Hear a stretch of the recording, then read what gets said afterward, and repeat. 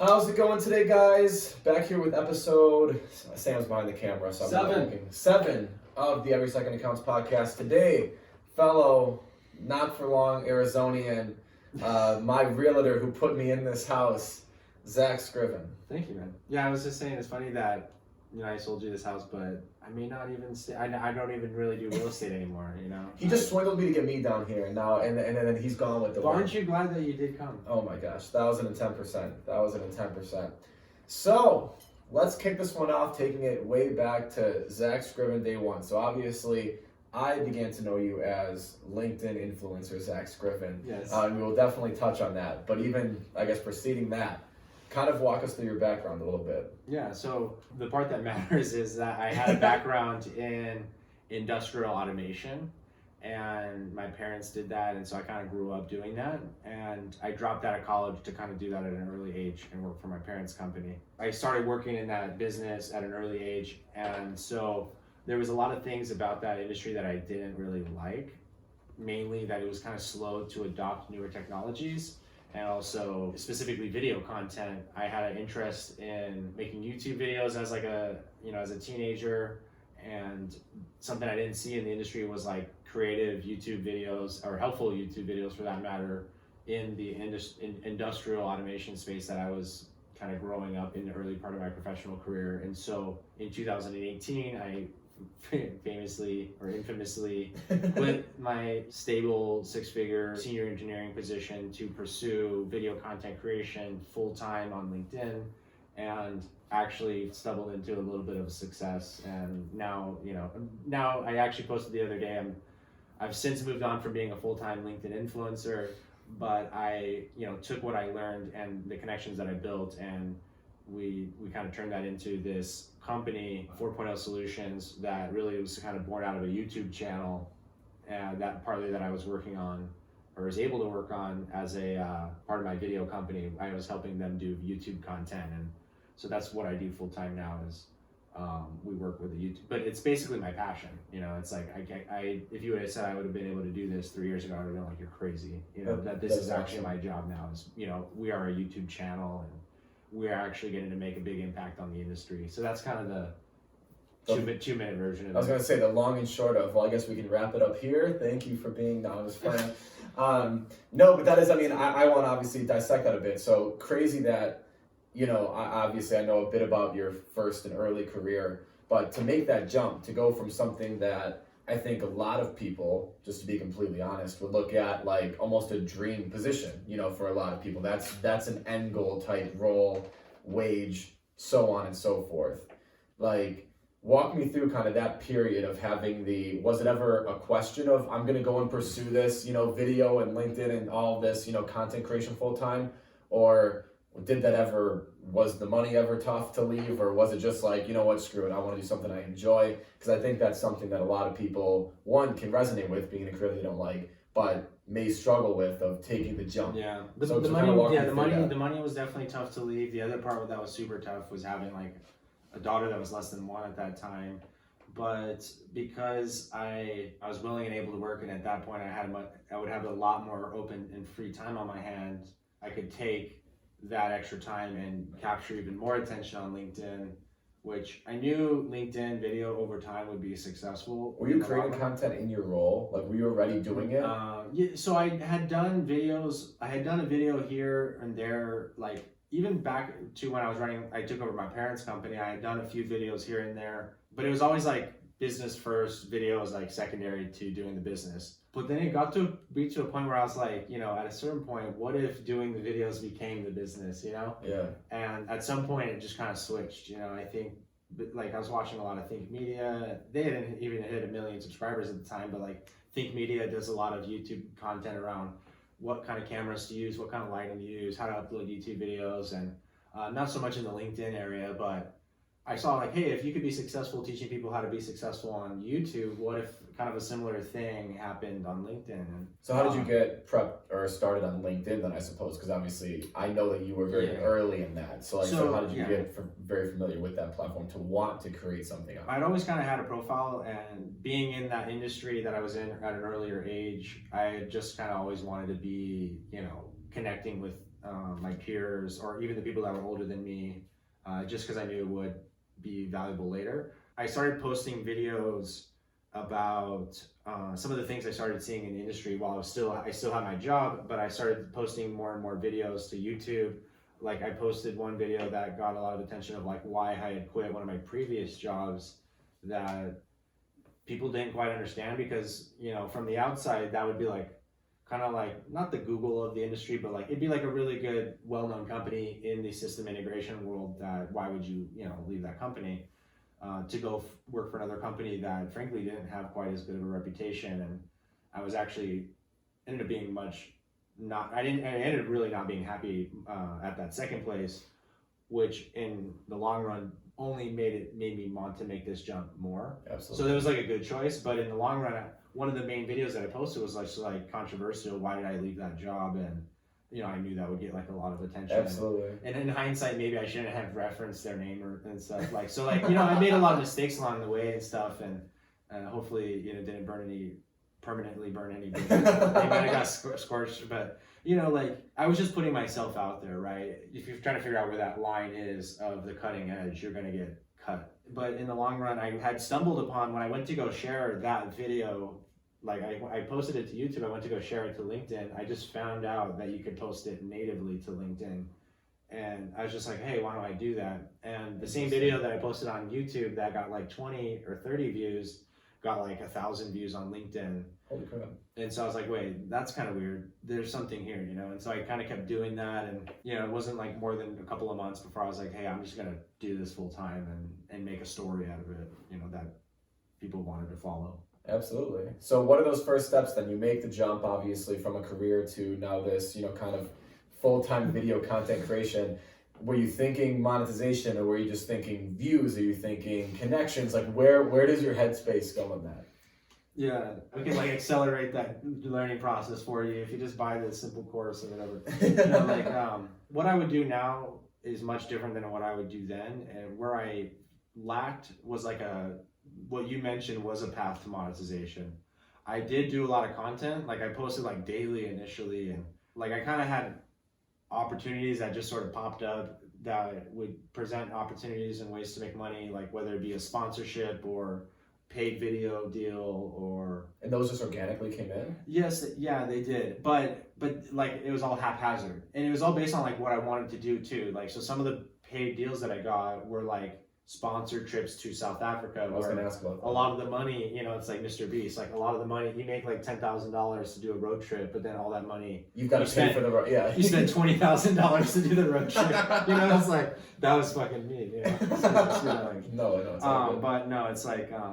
I forget where I was going with that. But if I actually would do it now, I would have a product offer that would, provide a significant value to my clients, the people that I would be attracting.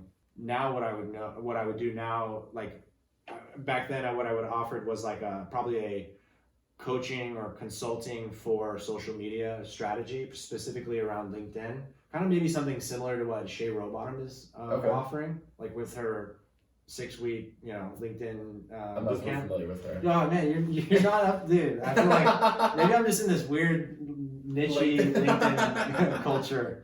I don't consume enough content. Yeah. So Shay, so let me explain Shay's offer to you.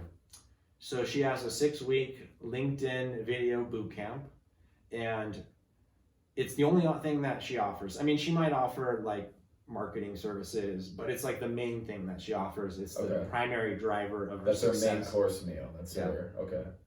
And in all of her videos at the end, not all of them, but at the end, typically there will be, hey, if you like this video, if you want to generate content for your business, apply for my LinkedIn video bootcamp. Interesting. So you would try to, a replicator, basically at that point would innovate something similar. Yeah, like it would basically just actually having an offer, because I didn't even have an offer. Interesting. So, but what's interesting about that, the way she structured that offer in particular, which is something I've kind of only learned in the past year, really, with the things that we're offering at 4.0 Solutions, our mastermind program, and our mentorship subscription training program. It's not exactly like what Shay's offering, but it's kind of similar in the sense that she has a high ticket offer, we have a high ticket offer, but just in general, having an offer means that you can generate traffic and attention with your video content, and actually on the back end of that have a way to generate revenue rather than just kind of like trying to figure it out. Absolutely. I was basically just winging it, you know? Yeah. So this year I'd be like, hire a mentor, you know, or something like that, or hire a coach. You know, you definitely just gotta decide that you want to do it and then go all in and do it, you know? 1,000%, which sounds like exactly what you had kind of done. So now, where on the journey are we? So like, I don't know, the first time that we met was out in LA. So what point were you in your LinkedIn, I suppose, video journey when we first sat down? Because I think that was like 2018. No, that was 20. I think that was early 2019. Okay. I think it was like maybe March or something. I have to go look. It was definitely after LinkedIn Local Milwaukee, which was like in August of 2018. Were you at that one? I was not. So actually, the funniest thing was I was only doing video on LinkedIn for probably a week before we sat down and did the podcast together way back when. Oh man, it felt like you had done it for like years. Yeah. You were doing video through Sam's agency. Yes, right? 1,000%. Was that Blank Slate Media at the time, or? I think he was Blank Slate at that time. Okay. Yes. Awesome. But walk me through the LinkedIn Local. So how that, like, I'm not familiar. Dude, like that's where I met Shea Rowbottom and Jackie Hermes for the first time. And So that was in Milwaukee? Because isn't Milwaukee like an all this LinkedIn superstars? Isn't that a weird hub spot? Isn't Milwaukee like a hub spot for LinkedIn in a weird way? Yeah. Okay. See, yeah, I've heard that. Yeah, it's at some point. Yeah. way late to the party. No, but it's no, it was cool. Like LinkedIn Locals at the time were like a breeding ground for business owners and entrepreneurs and creative people to get together and experiment with LinkedIn video and learn about the platform and kind of like be a jumping off point for. Absolutely. Yeah, it was super, super awesome. That's how LinkedIn video is how I got the trips to South Africa and Dubai famously. I actually did not know. I knew the South Africa. I didn't know you went to Dubai. Yeah, that one was pretty awesome.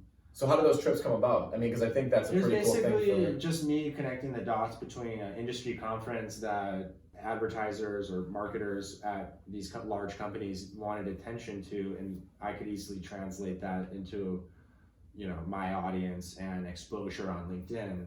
And so it was just a matter of, kind of putting it out there. So did you reach out, or I think there's value in that. I forget. A lot of the times I think. A lot of the times I would just say I'm doing it, and then in that I would just try to figure out how to make it happen from that. I would just kind of name it and claim it. So it's like you knew that the industry was happening, or would you reach out to the people and say like, hey, I'm doing this, and then see if offers came in? Because I think that there's value in that. Yeah, no, both. I forget, like I said, I forget exactly how this one came. Or any of them. It was a while ago. Yeah, no, the Dubai one was basically... it was a free event, so I could go, as long as I was there, I could go in. And at this time I was also airline hacking through like flying standby a lot, and so at that point I just needed to cover my hotel. And so I worked with a third-party sponsor who didn't have any presence at this event, and I was like, hey, sponsor me to be at the event, and then that'll cover that'll cover all my costs. See, I wasn't really thinking of it in the right mindset too. As I'm saying it now, it just sounds silly, like just cover my costs. But I'm saying, you still I should have been charging like a $10,000 sponsorship package fee, if not a $5,000, right? This is like I was not charging enough in order for it to be sustainable, but at least at the time that was a place to be doing something. I was just happy to be doing it. I was like also growing a lot in followers, so like there was that aspect, but. If I also had an offer on the back end of that, I could have, done it at cost, or had my costs covered by sponsors, and then through the attention of that event, monetize the offer on my back end, which would have been like my LinkedIn coaching or. Yeah. Well, so then we met each other then, as we said, like early 2019, then, which makes sense. That sounds right in terms of the timeline of my annual LA trips around that time. So we sat down. That was my first interaction. Really at all, not only with you individually, but like with people that did content on LinkedIn. Yeah, Sarah Gross was there. I don't really remember who we shot with. I'm gonna have to go and watch this. I feel like I don't remember it. Yeah. I remember sitting in the conference room and doing it. I don't remember what we talked about or what it was, but really you were my first outside of Sam pushing me to start creating. That was like, oh shit, there's people that this is what they do, and perception is everything. So like Andrew Helms, yeah, dang, that was like That was a good episode, yeah. Yeah, so I mean, it sounds like there's people that still, you know, obviously, I was the novice in the room, is what it sounds like to me, but that was really my introduction. Like, man, like these people actually like create content and get views, and like I was still early enough to see some of that organic. You know, I remember the first few videos, that organic reach, the first few videos I was doing was nuts. You know, it shows you how nuts it really was, because if I didn't even have a plan. And in the 2019, I was able to bring in 6 figures through these various opportunities and consulting, and I even launched a course. I didn't do a whole lot with the course, but between my YouTube, my course, and all these other things, I made 6 figures in 2019. Yeah, I mean, you're able to piecemeal it together. Yeah, like if I didn't even have a plan and I can make 6 figures, then surely with a solid funnel and a plan, legitimate offer that attracts a lot of attention and is like irresistible, then that's the path to 7 figures. Absolutely. And I think what's important about that is to show, like, you know, I don't see it anymore with LinkedIn. Like I said, and obviously for me, like I was a week into posting and you had thought, well, you must have been creating. I wasn't doing shit, but like my videos were doing between usually 2,000 and 5,000 views a video, just organic, off of no following, off of nothing. And the page was just going bonkers. Like it was nuts. Yeah, your videos stood out because Sam's work was so good. Yeah, and like especially like separated it, and not that it still isn't, but at that time there was nobody like doing any sort of like clean, condensed looking content. And then I think I posted about coming to LA, and you're like, oh, well, let's do this LinkedIn thing. I'm like, well, fuck, all right, sounds good. I guess I'm gonna be in a circle with but that was really cool to remember that really standing out of like what you were doing, and then we got to know one another. And I got the opportunity to work with you to sell it. We're certainly getting there, and that's where. So the last thing I just want to say about that specific thing is, being early on a platform is so freaking crazy, and you never know where that platform is going to go. And like, I don't even. It's crazy to think how old LinkedIn is, and then saying 2018 is early, but early for LinkedIn video. It like still that probably was is early on LinkedIn. It probably still could be, but I know like for certain, like my organic reach and stuff is. What matters is that it's growing, and LinkedIn is growing right now. So LinkedIn's actually not early. Like it's been around a long time, but it's early in the sense that it's growing a lot right now. Absolutely. But just the organic reach of like what it used to be is not even close to as high. So I think you saw this, and we'll get to this with your current. With like, I know you guys were early on. I think it was Discord. Was that you guys kind of were growing that? It's crazy to see like when there's a new platform, just the craze of how they want people to hit. I've seen it on TikTok and stuff now. Like I'm not personally on. Actually, we just created an account yesterday. But in the general gist, it's crazy to see like how when a platform is new, the ability. Discord is crazy though, because it's not even. It's all the growth on our Discord has been. Think of Discord like an email list. It's not even like a platform that we gain followers on organically. Once you reach 7,000 members, you can become like what they call like an official or like a official community or something. Is that like the blue check mark of Discord or something? Kinda, and then you could go to Discord's page to find communities, and I could find like the official Python community or you know, and they'll have like 100,000. But we're not, you know. So if you're a small community, the only way you're growing it is based on your own list. 1,000%. So it's like our own small little community. We're at 1,700 right now, so we do plan on getting 7,000 and being like the official Industry 4.0 community Discord, in which case Discord would give us users.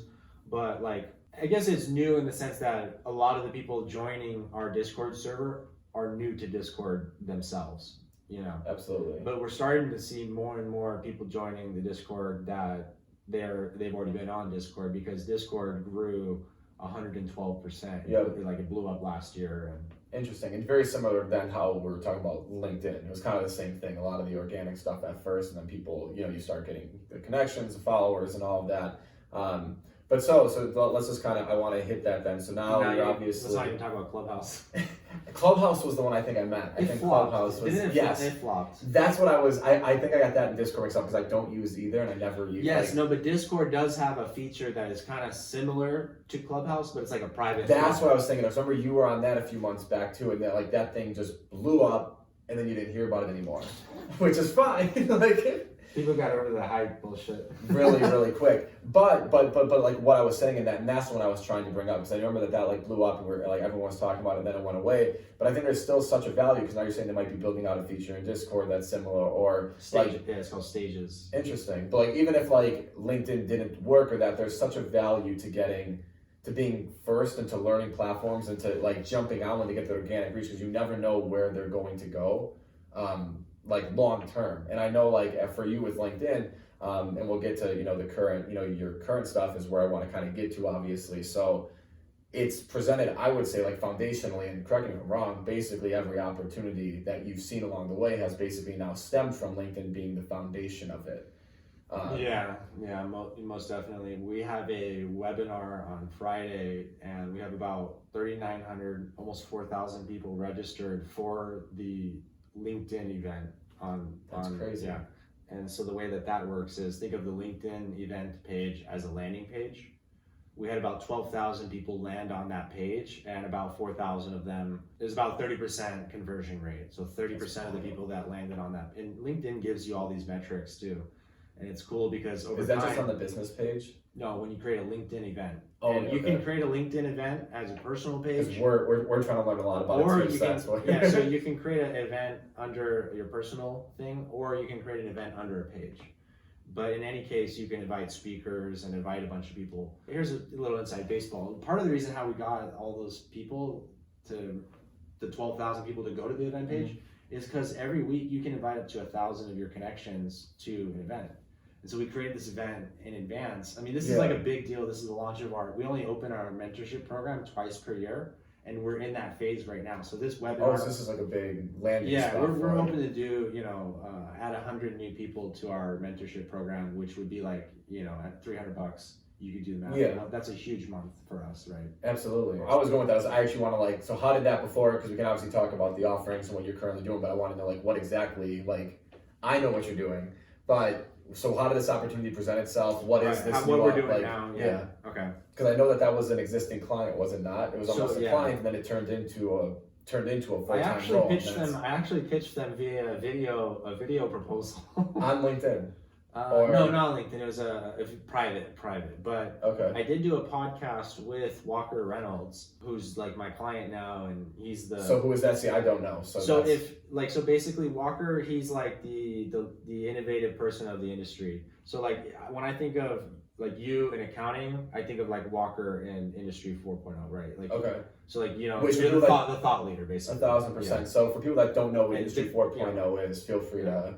So Industry 4.0 is it's an acronym or short for the Fourth Industrial Revolution, which is the fourth time in history where the way that we made things drastically changed, went through a 10x type of change in moment in time, and we're in that period right now. Which is fascinating. I don't think it gets enough attention from the common, from people that aren't involved. The best way to explain it is manufacturing is turning into smart manufacturing, where the factory is coming alive and it's becoming connected, and it's connected in real time, where the data that's coming off these machines is being connected in real time. So machine learning can analyze that data and improve the factory in real time.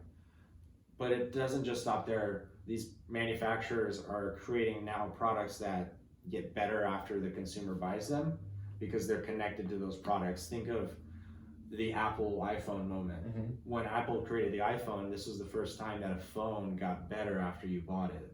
Which is crazy to think about. I think it's something that's commonplace because of the iPhone and because of phones. It's people think oh, that's just normal, your phone updates.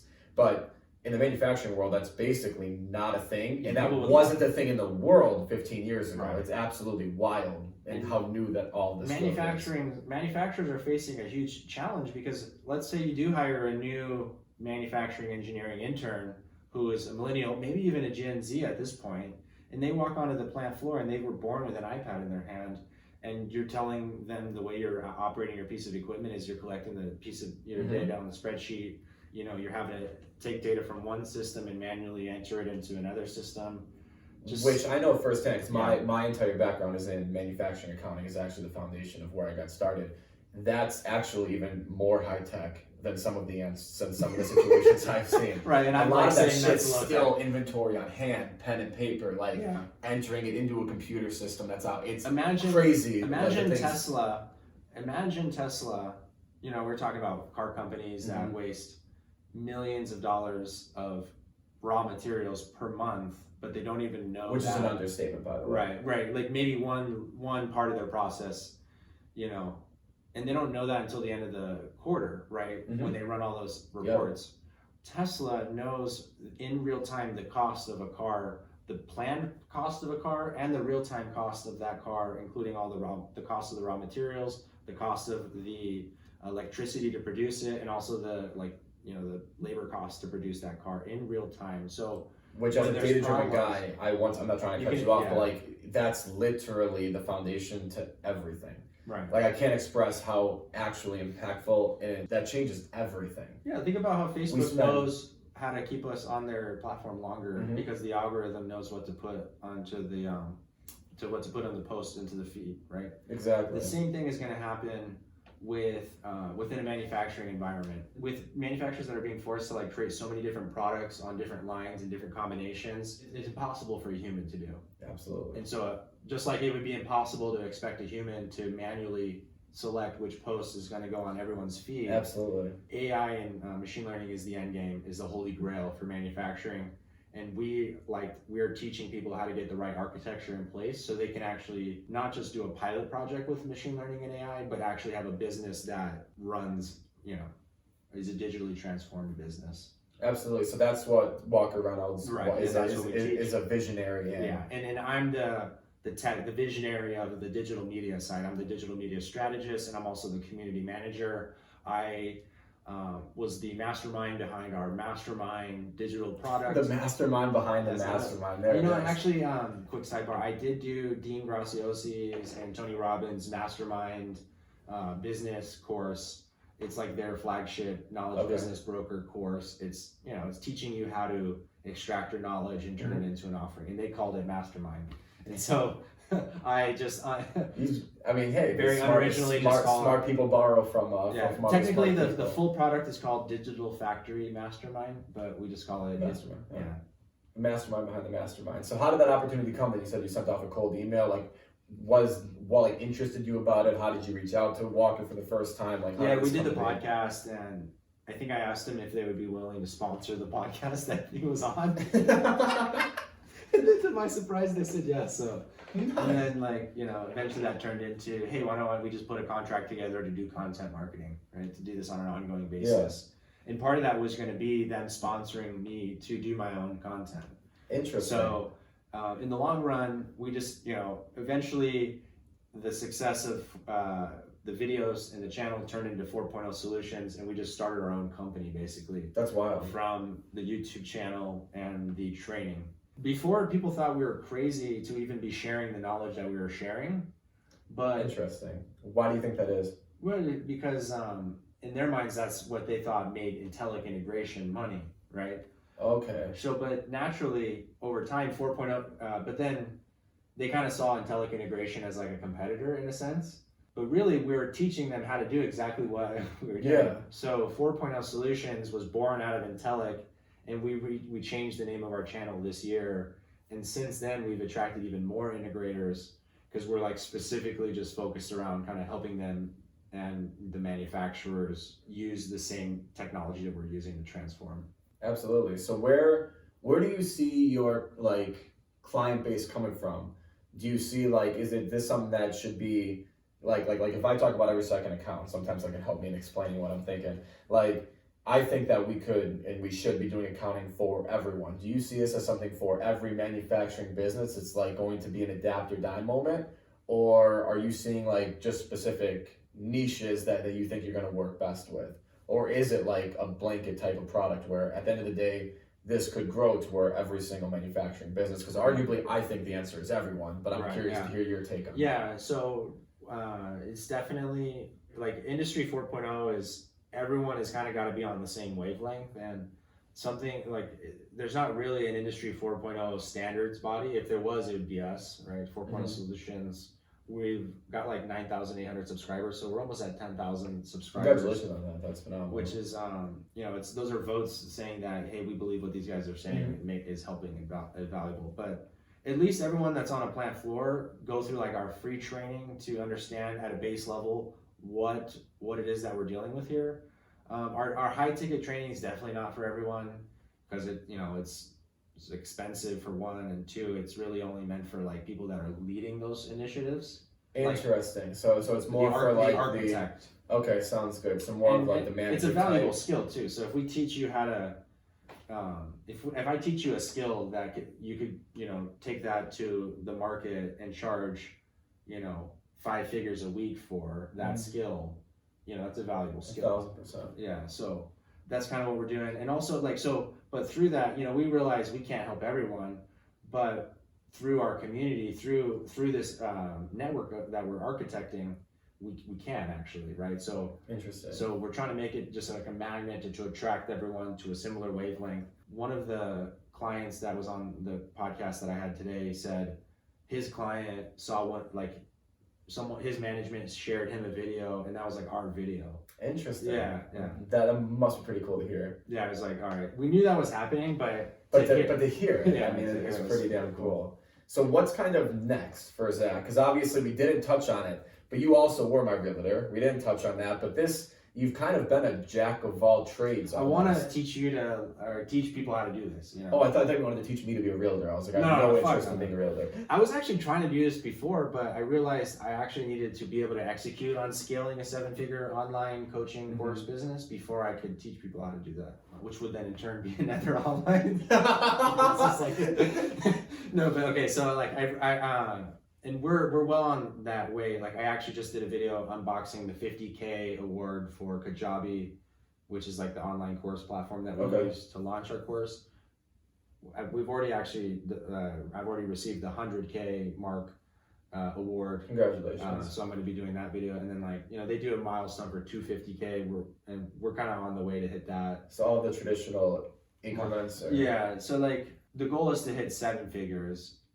And in order for us to do that, it's going to be an array of those courses, but I want to be able to teach people how to do that, because I've seen how it's taken the impact that it's been able to have on Walker's mission, because his mission is to be able to save and create middle class jobs by helping manufacturers do more with less. And if he is busy with only helping one customer, then he can only have so much impact. 1,000%. But if we can teach what he knows to like 10 people, and then they can go help in turn 100 customers. Yeah, absolutely. So that's really it sounds simple, but it's taken a lot of work to get to be able to achieve the critical mass. Like I dare anyone to go try to launch a Discord server in our industry and get it to 1,700 people. It's not that's certainly no small feat. Get 4,000 people. There are like big companies that have webinars that don't have 4,000 people to register for their webinar, and we are 3 people here just trying to help people, and it's a free webinar, and it's awesome. People are gonna go get it.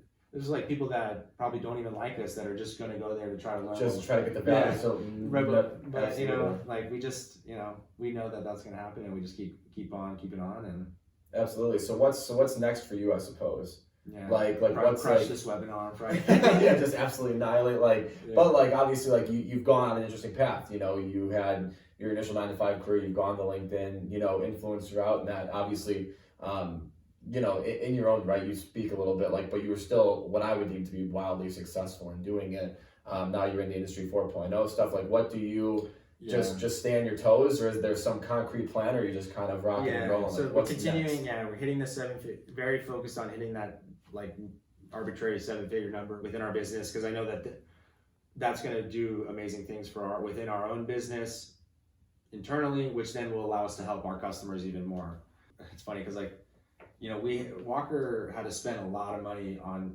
We made YouTube videos for 2 years before we really even made money making the YouTube videos. I mean, he made money through his engineering business, right? Just like you get clients. Yeah, we're getting clients through for every second accounts through your videos, but you haven't made money directly through the videos. Yeah, 1,000%. So, but I could see a point where you get to where you have a digital product, you have an offering where you're able to generate direct revenue from your content. I mean, that would obviously be a dream and an end goal. Even if it's small, you just start small and then kind of scale it. Absolutely. So as it stands next, you said you got the 7-figure thing, that's a part of. Do you envision going, like you said, maybe building a course yourself, or do you envision having a, back to being Zack Scriven CEO or going on your own route, or are you enjoying we're kind of on this rocket ship to Industry 4.0, and it's not stopping until we get there. You know, it's Absolutely. Like I said before, I tried to do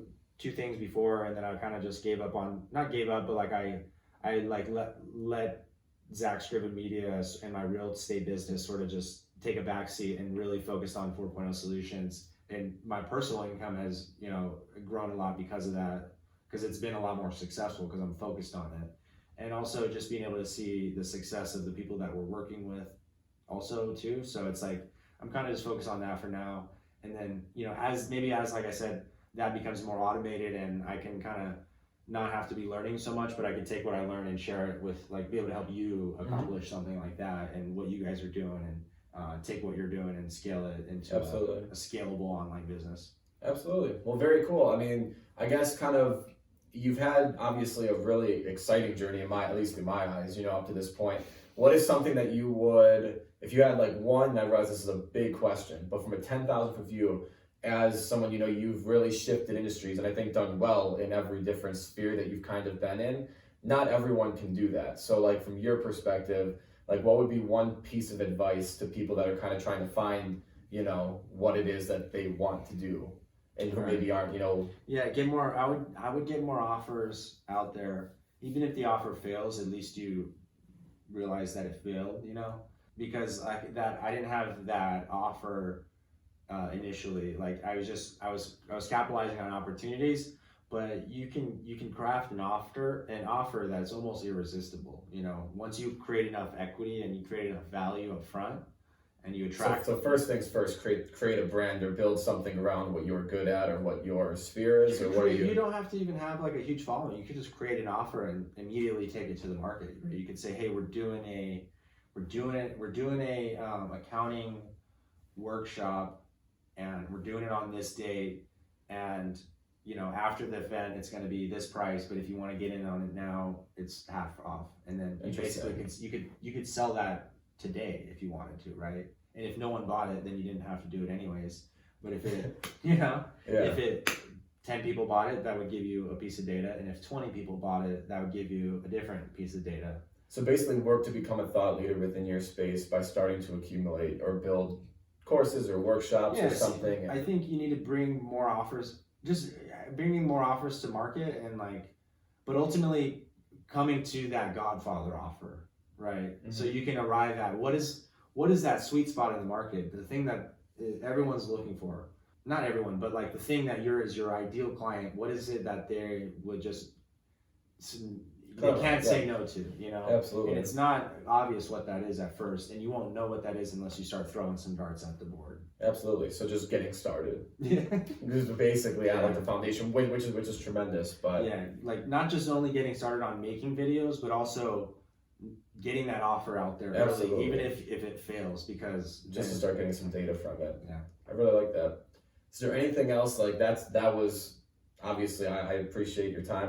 Was there anything else specifically I know you wanted to anything you wanted to put up? I hope that, you know, I'll share this out with my in our community, and you know, hopefully anyone listening from our community, thank you if you watched it this far. Absolutely. I want to know about your hair challenge. Oh my gosh, yeah, this guy comments, who's the guy from New York? What's his name? Adam Newman. Yeah, he comments a picture of Adam Newman who has like, you know, just long, luscious locks. Besides the fact that he's a complete crock. That's I mean, I imagine I hope it was just for the hair.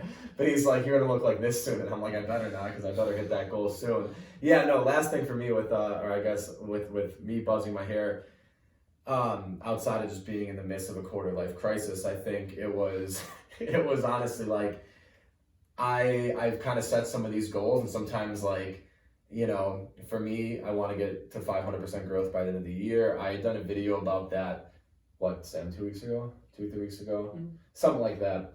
And how will your business need to change in order to hit that, or what will it look like I guess that's a different question, but when you're at that level, how will your business be different? Yeah, well, one, my hair will be cut again, but besides that... that's like the most important thing. So just to answer the hair thing quick, I just basically thought, it's something to do, it's a piece of content, I'm going to shave I've never done it before, I'm going to shave my head and just, I'm not going to cut it again until But in terms of the business, so the reason I set the 500% goal, there are numbers behind that. I'm not an arbitrary goal guy. I know the way that I've been growing, and I now have a sales team of people working. Right. So I it's set a number that you can hit. Yeah, so like it happens to be a round number, but it's kind of like you guys said with the 7 figures. It's an arbitrary, like that's a similar number for us, and it's like it's an arbitrary number that happens to be like 500%, and it just works with the numbers of the sales team that we have based on their metrics and data that I believed we could very easily, attainably. Not easily, don't want to say that, but you gotta put the right architecture in place with your funnels. Exactly, and that's where and so like how does the business change?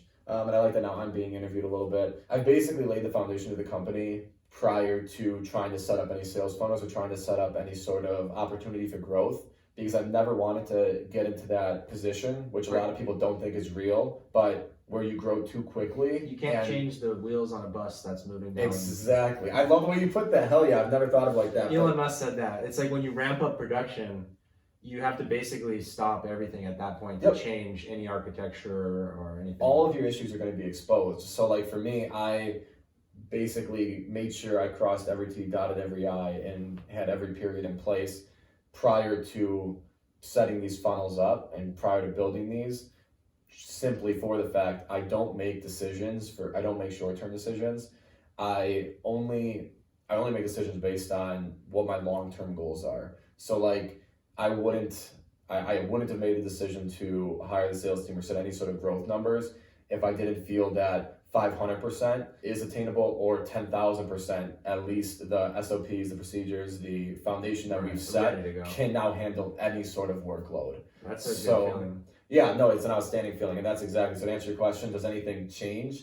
Like outside of the number of businesses we are helping? No, from an every second account standpoint, bigger staff, but structurally there's no changes. Obviously blips in the road. I mean, stuff is going to pop up, but foundationally and structurally, that's... I'm excited to follow along. Absolutely. So I love that. I got a question on my own show. First time that's happened. Zach, I appreciate it.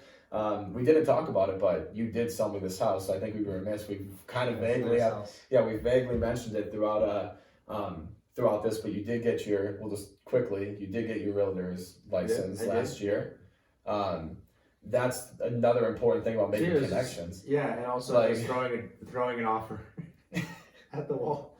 Yeah, literally, and that's what was... I thought it'd be a good way to monetize the following I had and the skill set that I had, but it ended up being a horrible way to do it. Interesting. Well, I mean, I guess it worked for me. And literally, it's only because I don't think we really spoke a ton after we shot that podcast together. But once again, I don't consume much content, but I consume those that I'm fond of. And I saw that you were posting hey, I've got my realtor's license, I'm in Arizona, and I was like, hey, that's a place I'm looking to move. So I think I just shot you. No, I was definitely the right realtor for you. 1,000%. But being a realtor just wasn't right for me in the long term. Absolutely, which makes complete sense. I will use you when I need to sell this house and move on to the next story. But no, I just wanted to touch on that because I feel like we vaguely brought that up throughout it, and people are like, wait, did he buy this house? Did he sell the house, or what the hell? So yes, that is absolutely the story. But awesome. Well, thank you so much. I appreciate you taking the time to be on.